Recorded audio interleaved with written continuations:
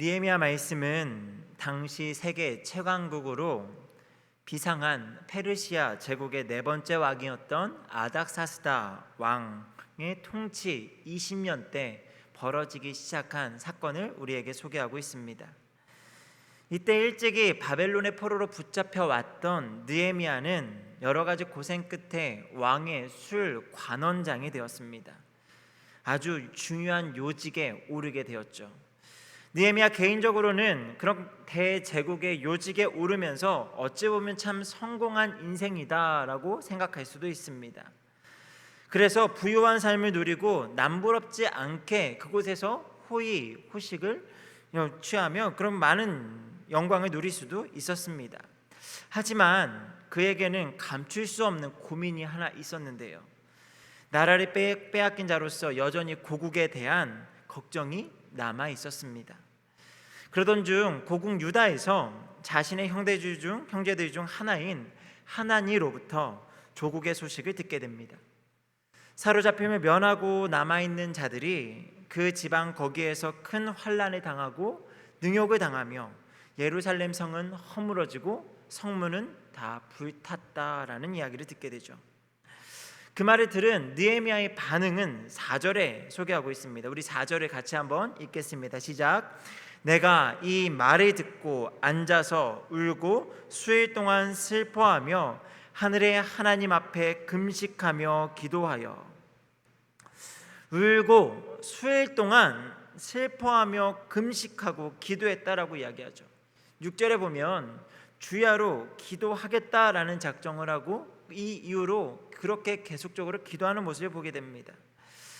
사실 오늘 말씀을 묵상하면서 4절의 말씀을 제가 소화하는 게 참 어렵더라고요.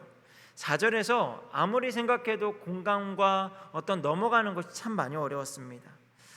뭐가 그렇게 어려운가라고 생각을 해보니까요, 제가 여지껏 살면서 나라를 생각하며 느헤미야와 같이 상한 마음을 가지고 울며 기도해 본 적이 얼마나 있을까를 생각해 보니까 솔직하게 정말 울면서 그렇게 마음 상해하며 그렇게 간절함으로 기도했던 경험이 없었던 것 같습니다.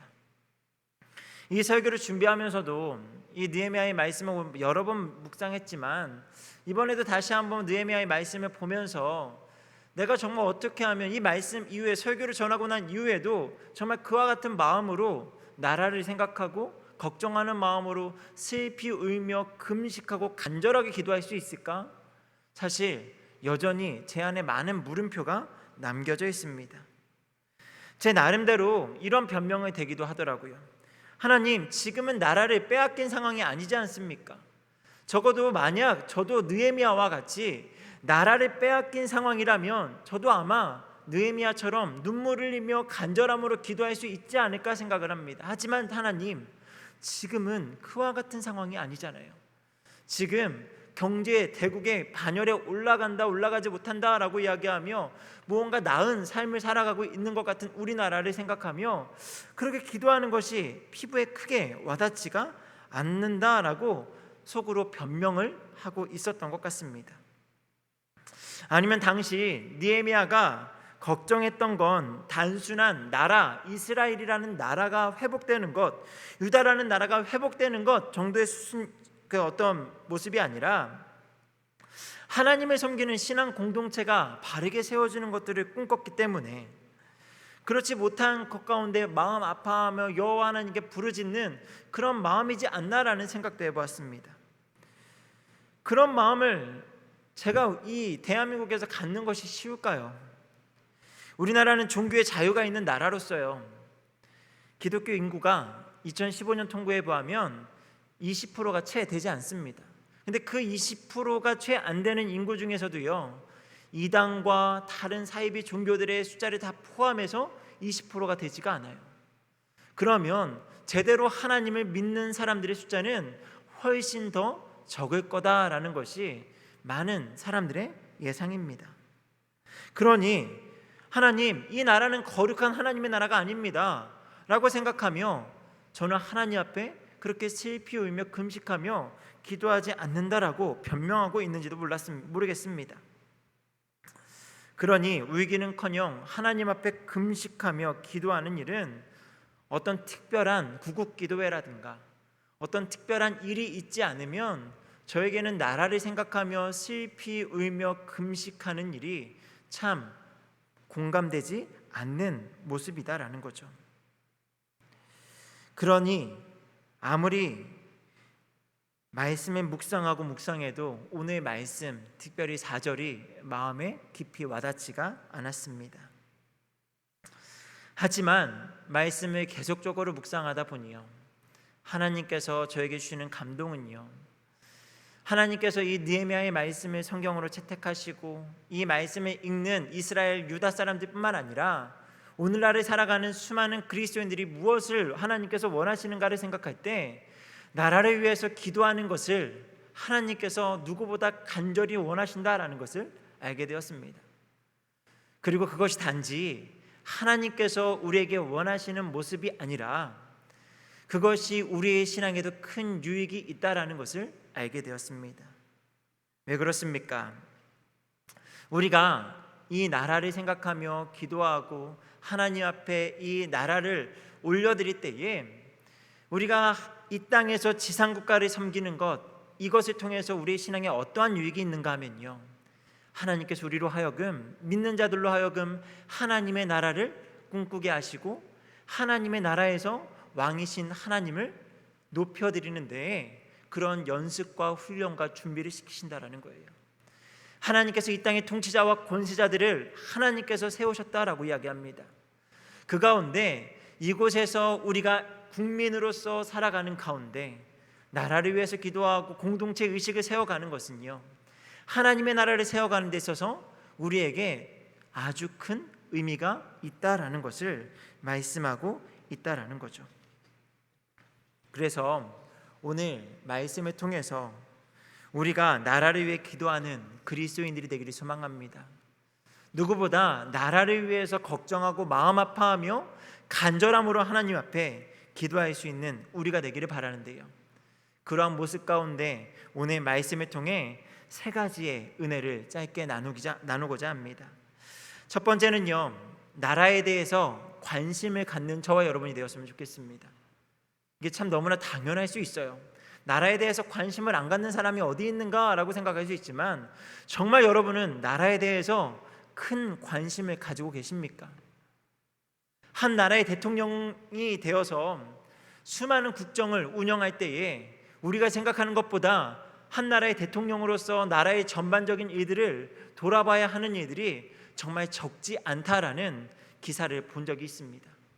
우리가 생각할 땐 나라의 1인자가 되어서 많은 힘과 권세와 영광을 누리는 자리인 것 같지만 사실 생각보다 새벽부터 늦은 밤까지 돌봐야 되는 정무들이 얼마나 많이 있는지를 많은 국가의 대통령들의 모습들을 통해서 보게 됩니다. 여러분은 어떠십니까? 나라에 대해서 관심을 가지고 계십니까? 느헤미야가 수상궁에 머물면서 평안하게 지낼 때에 사실 느헤미야는 이제 더 이상 이스라엘, 유다라는 나라를 걱정하지 않아도 됩니다. 왜요? 이미 어찌 보면 그의 신분은 대제국 페르시아의 아주 높은 고위 관리가 되었기 때문이죠. 더 이상 다른 나라를 생각할, 고국을 생각할 필요 없이 자기만 생각한다면 그곳에서 안락한 삶을 살 수도 있었습니다. 그런데 그런 가운데 고국에서 형제들 중 하나인 하나니가 찾아와서 소식을 들려주게 되죠. 그런데 하나니가 왜 그에게 소식을 전해주게 되었는가를 보면 2절에 보니까 내가 하면서 느헤미야가요, 사람들의 형편을 물었다라고 이야기합니다. 하나니가 그냥 와서 우리나라가 지금 어떠합니다 라고 이야기를 늘어놓은 것이 아니라 느헤미야가 그중 하나였던 하나니를 붙잡고 이보게 하나니, 지금 우리나라는 어떠한가, 그 땅의 사람들은 지금 어떠한가, 그렇게 관심을 갖고 적극적으로 물었다라는 것을 알 수 있어요. 느헤미야 개인의 삶만 생각하자면 남부러울 것 없는 부귀와 영화, 권세를 얻게 된 지금 고국의 일, 동족의 일에 관심을 가져 그렇게 물었다라는 것을 알 수 있습니다. 이게 별거 아닌 것처럼 느껴질 수도 있습니다. 하지만 오늘을 살아가는 그리스도인들 중에서는 꽤나 많은 사람들이 세상에 대해서 관심을 덜 갖고 살아간다라고 합니다. 그 이유를 따져보니까 상당히 성경적인 이유도 있어요. 말씀 가운데 우리가 하늘에 속한 시민으로서 이 땅에 대하여서는 나그네요, 이방인이요, 외인이라고 이야기하였기 때문에 이 나라 이 땅이 어찌 되었는지에 대해선 크게 관심을 갖지 않으려는 어떤 초연한 자세를 갖는 모습 때문일 수도 있습니다. 더더욱이 점점 더 개인주의가 가속화되는 요즘은 더 그런 것 같습니다. 사실 이러한 생각들은요, 언제부터 시작되었는가라는 것들을 생각할 때 꽤 오래전부터 교회가 시작한 그때부터 이미 있어 왔습니다. 성속 이원론이라는 말이 있어요. 이는 영적인 것은 선하고 육적인 것은 악하다라는 영주주의라는 초대교회 이단에서부터 시작된 말입니다. 아니 그 이전의 철학 사상과 그런 여러 가지 것들이 종합되어져서 그렇게 영적인 것은 선하고 육적인 것은 악하다라고 하는 그런 잘못된 생각이요.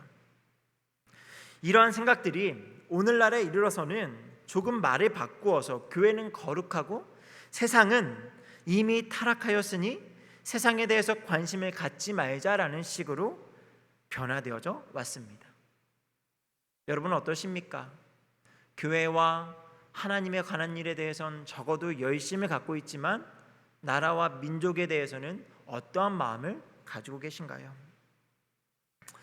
종교개혁자들은 이러한 이원론을 벗어나고자 수없이 많은 애를 썼다라고 합니다. 우리가 잘 아는 종교개혁자 마틴 루터와 칼빈, 수없이 많은 종교개혁자들이 이런 잘못된 어떤 교회가 세상과 구별되어져서 정말 세상과 완전 단절되는 삶, 그런 것들을 추구해왔던 중세시대의 잘못된 모습들을 버려버리고 교회가 빛과 소금이 되어 세상을 변화시켜야 된다라는 것들을 강조했던 것처럼 우리에게도 그러한 책임이 있다라는 것을 믿으십니까?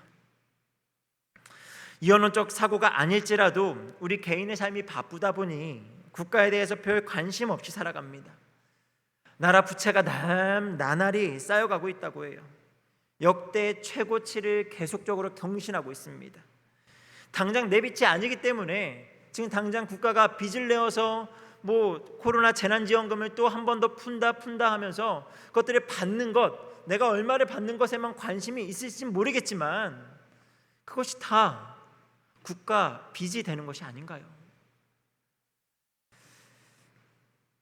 글로벌 사회, 인터넷으로 국경이 무너진 것 같은 이 시대를 살다 보니 애국심이라는 것은 오래된 유물처럼 느껴지는 오늘을 살아가고 있습니다. 믿음의 성도 여러분, 오늘 이 시간 개인의 일, 조금 더 나아가 교회의 일에만 관심을 두고 살아가는 것이 아니라 나라 안팎의 이들에 대해서 관심을 갖고 느헤미야가 하나님에게 물었던 것처럼 세상에 대해서 질문하고 세상에 대해서 한 번 더 생각하며 그러한 것들을 하나님 앞에 한번 문제를 가지고 나아갈 수 있는 저와 여러분 되기를 주님의 이름으로 축복합니다. 오늘 말씀 가운데 우리에게 주는 두 번째 은혜는요, 쉬지 않고 기도하는 저와 여러분 되기를 바랍니다. 6절에 보면 느헤미야가 어떻게 기도했다라는 것을 알 수 있냐면요, 주야로 기도했다라고 이야기합니다. 이는 단지 오전 오후 나누어서 낮과 밤을 구분해서 그렇게 시간을 잠시 정해서 기도했다라고 이야기하는 것이 아니고요, 무시로 기도했다라고 보는 것이 아마 더 정확한 표현이지 않을까 싶습니다.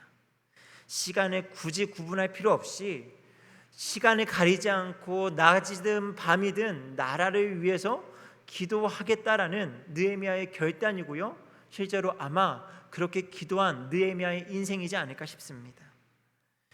오늘 우리의 현실을 보면 코로나로 인해서 많은 것이 달라졌으며 장래를 예측하기 어려운 시기를 보내고 있습니다. 포스트 코로나 이후의 삶은 어떠할까? 교회는 어떠할까? 라는 수많은 아무리 많은 예측들을 한다 할지라도 우리가 살아보지 않은 전혀 다른 일상이 펼쳐질 수도 있습니다. 직장이 없어서요, 취업을 놓고 날마다 신음하고 있는 수없이 많은 청년들이 있고요, 일하고 싶어도 일터가 없는 요즘입니다. 여전히 외환위기를 겪고 있고요. 인간의 기본적인 주거 문제가 투기의 대상이 되어서 빈부의 격차가 나날이 커져만 갑니다. 하루에도 수많은 사건 사고들로 고통받고 있는 이들이 있고요.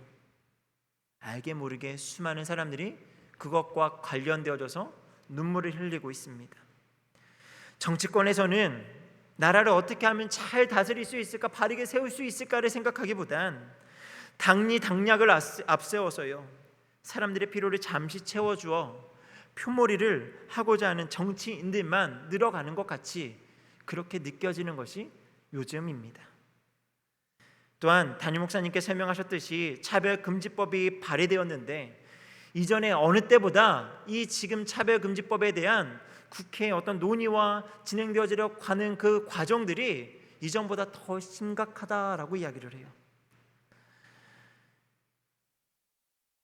이렇게 기도할 것이 많은 이때에 진짜 문제는 뭔가 하면요, 믿는 자들이 잠자고 있다는 거예요.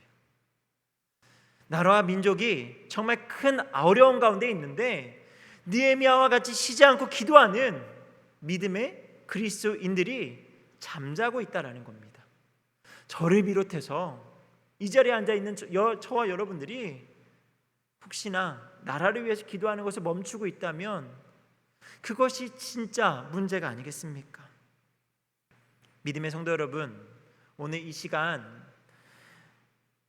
나라 안에 수많은 일들, 우리가 관심을 갖고 들여다보면 정말 많은 문제들이 보일 텐데 이 문제들을 놓고 주야로 기도하며 시간을 정하지 않고 때마다 기도해서 하나님의 일하심을 간구하는 저 여러분 되기를 주님의 이름으로 축복합니다. 오늘 말씀 가운데 우리에게 주시는 은혜의 마지막 세 번째는요, 민족의 죄악됨을 놓고 함께 회개할 수 있는 저와 여러분 되기를 소망합니다. 하나님으로부터 예루살렘 성의 황폐함에 대한 소식을 들었죠. 예루살렘이 어떻게 이렇게 황폐화되었는가? 느헤미야는요, 그 답을 7절 이후로 우리에게 소개하고 있습니다. 6절 이후로요, 아버지의 집이 범죄하였고 우리가 주의 계명과 규례와 법도를 다 지키지 행하지 아니하였다. 그래서 하나님께서 이미 이전에 말씀하신 대로 우리를 흩으셨다라는 것을 알고 있었다라는 거예요. 역대하 36장 14절 이하에 소개하고 있는 이유를 한마디로 정리하자면 크게 범죄했기 때문이다라는 겁니다. 하나님 앞에 가장 크게 범죄하는 것이 무엇입니까? 하나님이 아닌 우상을 섬기는 거죠. 하나님의 말씀에서 벗어나는 겁니다. 하나님을 섬기지 않았던 게 문제가 아니고요, 하나님과 겸하여서 우상을 섬기고 잘못된 신앙을 가지고 있었던 것, 그것이 그들의 가장 큰 문제라는 거죠.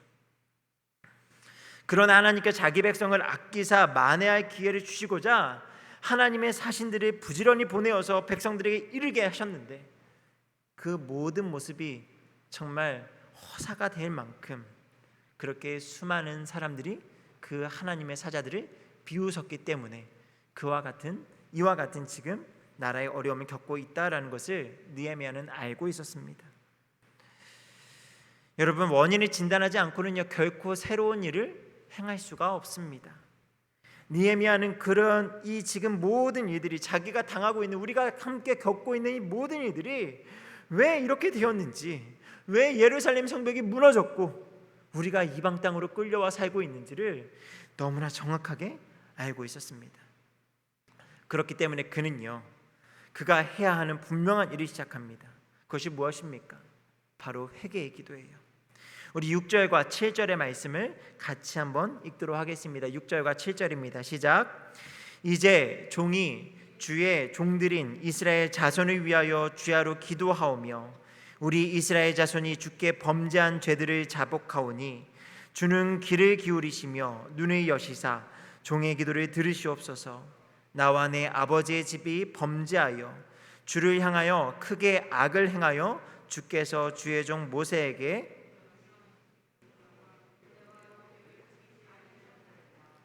이 모든 일이 자신들의 범죄함으로 인해 시작되었다라는 것을 분명하게 고백하고 있습니다. 그런데 여기서 느헤미야의 기도문이 우리에게 도전이 되는 것은 무엇입니까? 이스라엘 온 백성이 범죄한 이것을요, 마치 자기 혼자 다 지은 것처럼 자기가 다 떠안고 기도하는 것과 같은 결사의 각오를 가지고 지금 기도하고 있어요. 자복하며 하나님, 제가 죄인입니다. 아무리 생각해도 느헤미야가 포로로 끌려오기 이전에 이후에 되어지는 모든 모습들을 보면 느헤미야가 얼마만큼 하나님 앞에 범죄했을까를 생각하면 그러지 않았을 것 같아요. 그런데 느헤미야는 내가 죄인입니다, 내가 범죄하였습니다, 그 모든 죄들을 다 짊어지고 기도하고 있어요. 마치 누구처럼요?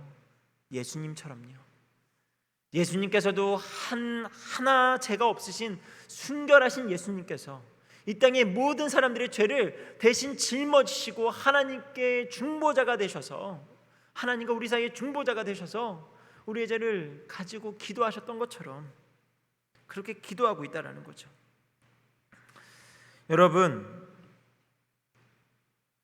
우리도 하나님께 납작 엎드려서 모든 것이 나의 죄임을, 모든 것이 우리의 죄임을 고백하는 것, 이러한 모습이 우리 가운데 있어야 하지 않겠습니까?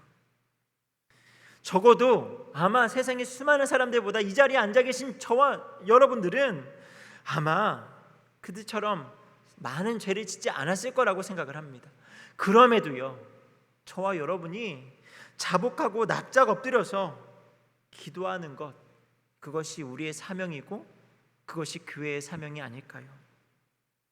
아직 죄를 깨닫지 못하는 수많은 이들을 위해서 대신 기도할 수 있는 저와 여러분이 되기를 주님의 이름으로 축복합니다.